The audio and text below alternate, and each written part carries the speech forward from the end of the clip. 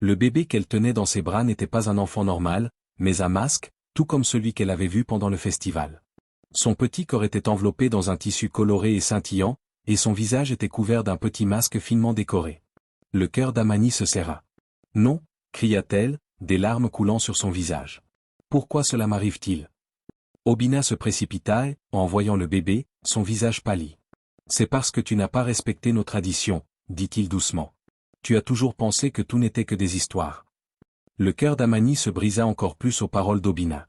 Elle sanglota, « Je suis tellement désolée. Je ne pensais pas que cela arriverait. » Les personnes présentes échangèrent des regards inquiets, la peur palpable dans la pièce. Le prêtre du village, debout près de la porte, secoua lentement la tête. « C'est un signe des dieux, » dit-il. « Les esprits ne doivent pas être pris à la légère. » Amani, désespérée et effrayée, regarda les gens autour d'elle. « S'il vous plaît, supplia-t-elle, gardons cela secret. » Mais la nouvelle s'était déjà répandue. Les villageois attendaient anxieusement des nouvelles. Lorsque le prêtre et les autres sortirent, leur visage trahissait tout. Avant même que des mots ne soient prononcés, les villageois se pressaient autour d'eux, inquiets. « Que s'est-il passé » demandèrent-ils. Le prêtre leva la main pour demander le silence. « Amani a donné naissance à un masque » annonça-t-il solennellement. Des exclamations et des murmures se répandirent dans la foule. C'est une conséquence de ses actions et de son défi envers nos traditions.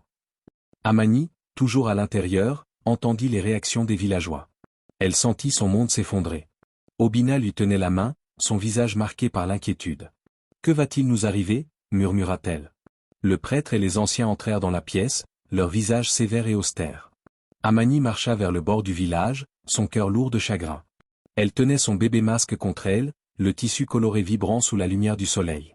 Obina marchait à ses côtés, lui tenant la main jusqu'au dernier moment. Les villageois les observaient, partagés entre la tristesse et la solidarité. Dans le silence, les arbres majestueux apparaissaient peu à peu, annonçant l'entrée dans la forêt dense. Amani se retourna une dernière fois, fixant le village qui avait été son foyer.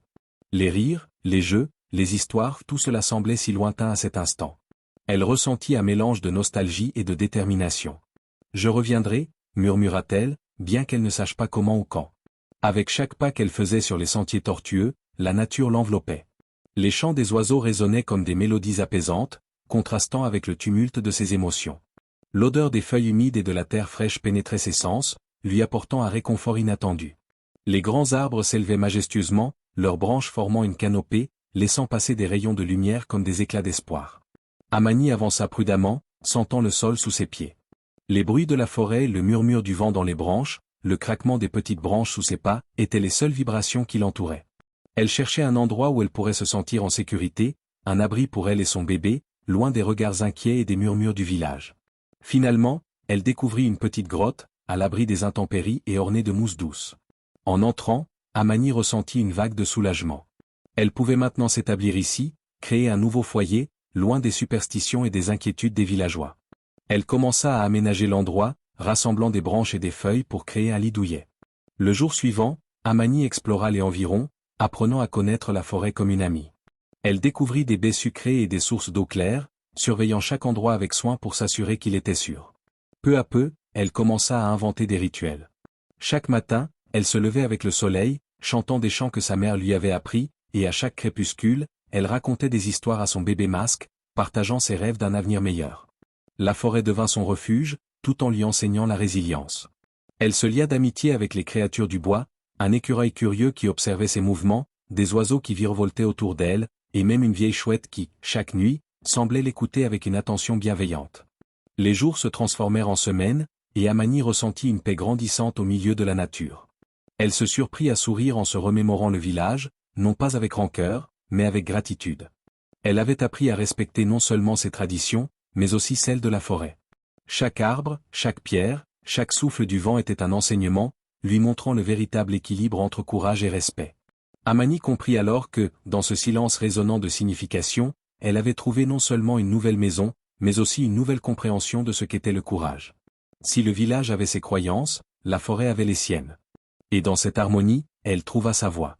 Elle se promit de rester forte et d'enseigner à son enfant masque, dans l'espoir qu'un jour, il pourrait comprendre la beauté de la vie en dehors des peurs que son ancien monde lui avait inculquées.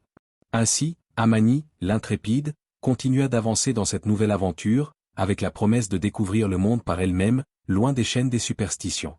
Son cœur battait au rythme de la vie sauvage, et chaque jour lui offrait l'espoir d'un avenir radieux. Si cette histoire vous a plu, n'oubliez pas de vous abonner, laissez un j'aime et laissez en commentaire depuis quel pays vous regardez. À très bientôt.